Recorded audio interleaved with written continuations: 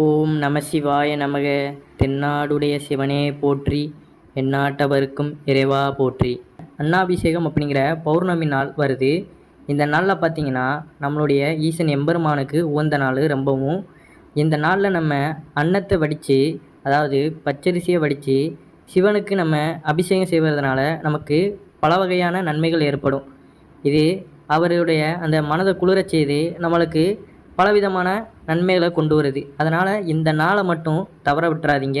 இந்த நாளில் நம்ம திருவண்ணாமலைக்கும் கிரிவலம் போகலாம். நம்மளுடைய இஷ்ட கோயிலுக்கு, சிவபெருமான் வீட்டில் இருக்கிற எந்த ஒரு கோயிலுக்குனாலும் இந்த நாளில், அந்த பௌர்ணமி நாளில் நம்ம போயிட்டு வர்றதுனால நம்மளுக்கு பல்வேறு நன்மைகள் ஏற்படுகின்றது. இப்போ வீட்டில் நீங்கள் சிவலிங்கம் வச்சுருந்தீங்கன்னா பச்சரிசியை வடித்து, கொஞ்சம் பச்சரிசியை எடுத்து அதை வடித்து அதை சிவபெருமானுக்கு அபிஷேகம் செய்வதனால நமக்கு பல்வேறு நன்மைகள் வருது. உங்கள் வீட்டில் சிவலிங்கம் இல்லைன்னா சிவனுடைய அந்த உருவப்படம் இருந்தாலும் நம்ம இலையில் வைத்து அந்த சாதத்தை வைத்து நம்ம அபிஷேகம் செய்யும் பொழுது நம்மளுக்கு அதன் மூலியமாகவும் பலன் கிடைக்கிறது. இல்லை உங்ககிட்ட அவர் சம்மந்தப்பட்ட உருவப்படங்களோ இல்லை லிங்கமோ இல்லைன்னா தாராளமாக நம்ம அன்றைய தினம் கோயிலுக்கு போய், கோயிலில் எல்லா கோயில்லையுமே சிவலிங்கம் இருக்கின்ற அந்த கோயில்களில் பார்த்திங்கன்னா அன்னாபிஷேகம் நடத்துவாங்க. அப்போ அங்கே போய் நம்ம வழிபட்டு அந்த பிரசாதத்தை நம்ம வாங்கி சாப்பிடும் பொழுது நம்மளுக்கு பல்வேறு நோய்களும் நொடிகளும் காணாமல் போகும். நமக்கு ஏற்படுகின்ற அந்த துன்பத்திலிருந்தும் நம்மளுக்கு தீர்வு கிடைக்கிறதுக்கு இறைவன் எம்பெருமான் அந்த அருளானதை அருள்கிறார். நம்ம பார்த்திங்கன்னா கோயிலுக்கு போகணும் அப்படின்னு முடிவெடுத்திருப்போம், நம்மளால் போக முடியாது. இந்த மாதிரி விசேஷமான நாட்களையாவது கொஞ்சம் நேரத்தை ஒதுக்கி நம்ம கோயில்களுக்கு இந்த அபூர்வமான நாட்களில் போகிறதுனால நம்மளுக்கு அந்த இடத்துல ஆற்றலும் அதிகமாக கிடைக்கும். நம்மளுக்கும் போகிறதுக்கு ஒரு இதாக இருக்கும். ஏன்னா இந்த நாளில் இப்படி ஒரு பலன் இருக்குது அப்படின்னு தெரிஞ்சால் தான் நம்மளால் அதை பண்ணுறதுக்கும் அதை முடியும். நம்ம தினமும் கோயிலுக்கு போகிறோம், அது ஒரு விசேஷமாக இருந்தாலும் இன்றைய நாள் ரொம்ப விசேஷம் அப்படின்னு சொல்லும் பொழுது மனதிற்குள் போயே ஆகணும் அப்படிங்கிற அந்த எண்ணம் இருக்கும். அதனால் கண்டிப்பாக ஆலயங்களுக்கு செல்லுங்கள். உங்களுக்கு எந்த ஒரு வேலையாக இருந்தாலும் சரி, அதை நிறுத்திட்டு நீங்கள் இன்றைய நாளாவது உங்கள் நேரத்தை ஒதுக்கி நீங்கள் இறைவனை வழிபட்டு வருவதனால இதுவரை இருந்த மன உளைச்சல்கள், எவ்வளவு கஷ்டம் இருந்தாலும் உங்களுக்கு அது போகும்.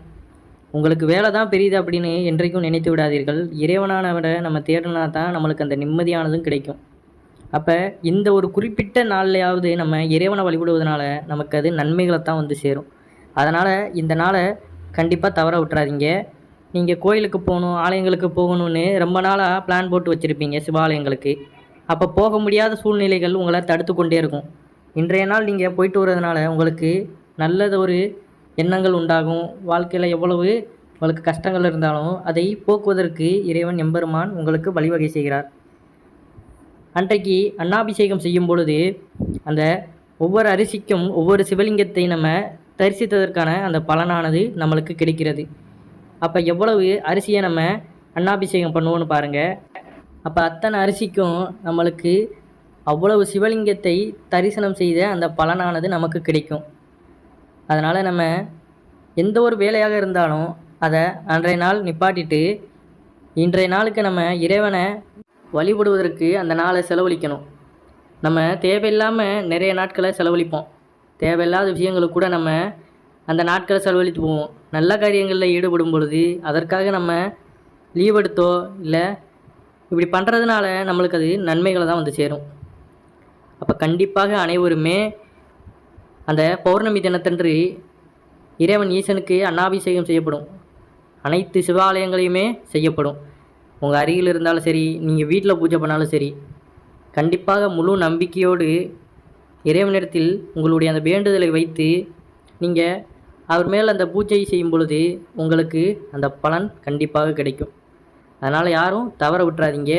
நம்மளுக்கு நன்மைகள் அதிக அளவில் கிடைக்கும். அந்த நாளில் நம்ம செய்கின்ற அந்த கர்ம வினைக்கேற்ப நம்ம பாவங்களை அனுபவித்தாலும் நம்ம இந்த மாதிரி செஞ்சு இறைவனுடைய மனதை குளிர செய்து அவர் மீது அந்த பக்தியை செலுத்தும் பொழுது நம்மளுடைய பாவங்களை அவர் போக்கி நமக்கு அந்த துன்பத்திலிருந்து சற்று நம்மளுடைய நிலையானதை உயர்த்துகிறார். அதற்கப்புறம் பார்த்திங்கன்னா நம்ம இறைவனிடத்தில் இந்த நாளில் வேண்டிட்டு அதுபோல் சும்மா இருந்துடக்கூடாது.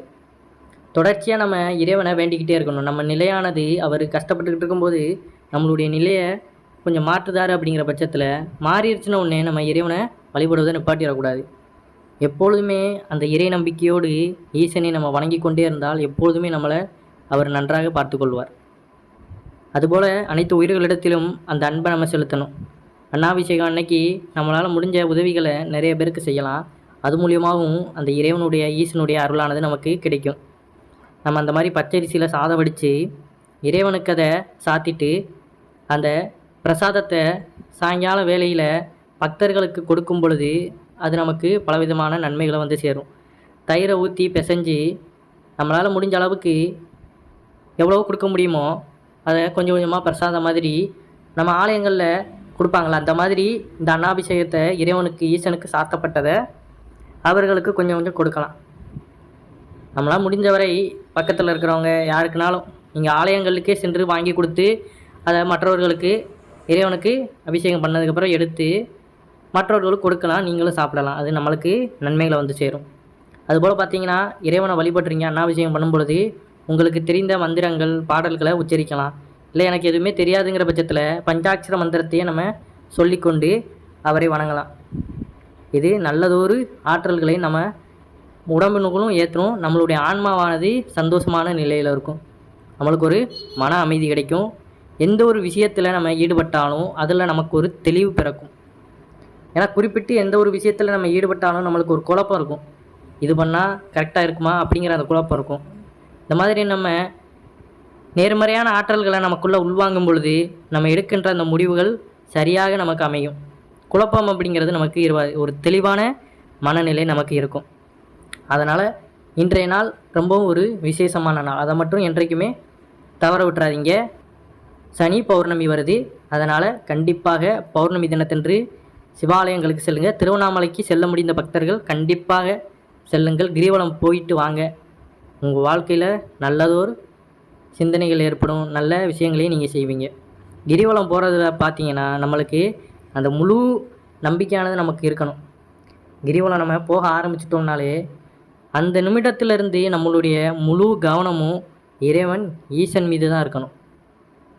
ஏன்னா நம்பிக்கையோடு தான் நம்ம கிரிவல பாதையில் போனால் மட்டும்தான் அந்த பலனானது நமக்கு கிடைக்கும்.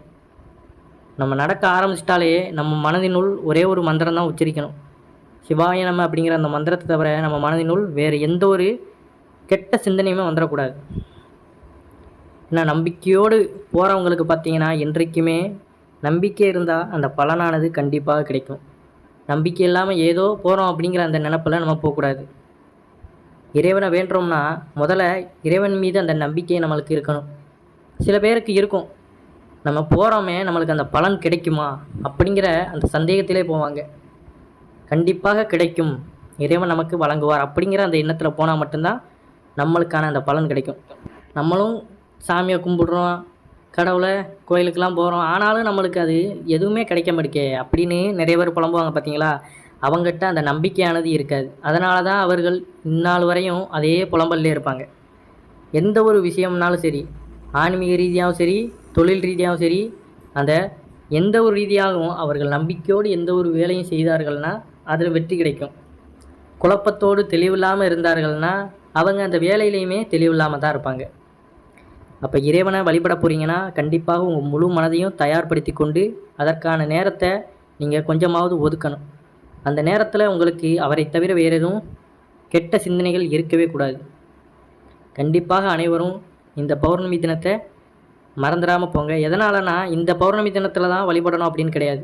இந்த மாதிரி நாட்களில் இவ்வளோ விசேஷங்கள் இருக்குது அப்படின்னு சொன்னால் தான் நம்மளுக்குள்ளும் ஒரு இது இருக்கும். அப்போ நம்மளுக்கும் இறைவனை தேடி போகணும், வழிபடணும் அப்படிங்கிற அந்த எண்ணமும் வரும். அதனால தான் இந்த மாதிரி நாட்களில் இறைவனை போய் வழிபடுங்க அப்படின்னு சொல்கிறது. இன்றைக்கு ஒரு நாளாவது இப்போ பார்த்தீங்கன்னா வருடத்தில் என்றைக்காவது ஒரு நாள் இறைவனுக்கு அந்த திருவிழா அப்படின்னு வைக்கிறாங்க. அது எதனால்?